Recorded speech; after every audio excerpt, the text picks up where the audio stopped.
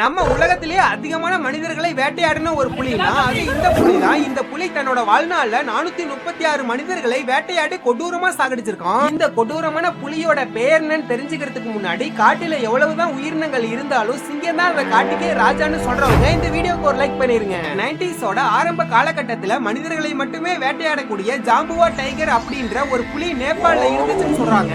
ஆரம்பத்துல இந்த புலி குறைவான மக்களை வேட்டையாடினாலும் காலம் கடக்க கடக்க மனிதர்களோட நகர்வுகளை துல்லியமா கணிச்சு அதிகமான மக்களை வேட்டையாட தொடங்கி இருக்கு. அதுலயும் குறிப்பா வயசானவங்க, தனியா இருக்கவங்க, காட்டுக்கு விறகு எடுத்துட்டு போறவங்கன்னு எல்லாரையுமே குறி வச்சு பயங்கரமா வேட்டையாடி இருக்கு. ஒரு வாரத்துக்கு 1ல இருந்து 2 மனிதர்களை இந்த புலி வேட்டையாடி கொன்னுருமா. இதுக்கு பயந்துகிட்டு அங்க இருக்க மக்கள் எல்லாருமே அந்த கிராமத்தை காலி பண்ணிட்டு வேற ஊருக்கு போயிருக்காங்க.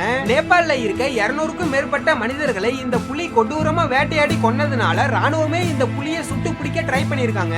அந்த டைம்ல இந்த புலி நேபாளல இருந்து தப்பிச்சு இந்தியாக்குள்ள நுழைஞ்சிருக்கு. இந்தியாக்குள்ள வந்ததுக்கு அப்புறமும் 100க்கும் மேற்பட்ட மனிதர்களை இந்த புலி வேட்டையாடி கொடூரமா சாகடிச்சிருக்கோம். இதனாலேயே இந்த புலி இருக்க ஏரியாவுக்கு யாருமே போக கூடாது, வீட்டுல இருந்து யாருமே தனியா வெளியே வரக்கூடாதுன்னு ஸ்ட்ரிக்டான ரூல்ஸ் போட்டிருக்காங்க. 1907ஆம் ஆண்டு ஜிம் ஹார்பர்ட் அப்படின்ற ஒரு வேட்டையாடுறவரு ஒரு இறந்து போன மனிதனோட உடலை பொறியா வச்சு அந்த புலியை சுட்டு பிடிக்கிறாரு. அந்த புலியை பிடிச்சதுக்கு அப்புறம் தான் தெரியுது அந்த புலியோட முன்னாடி இருக்க ஒரு பல்லு உடைஞ்சு போயிருக்கு. இதனாலதான் அந்த புலியால மற்ற விலங்குகளை வேட்டையாட முடியாம மனிதர்களை தேடி தேடி வேட்டையாடி இருக்கு.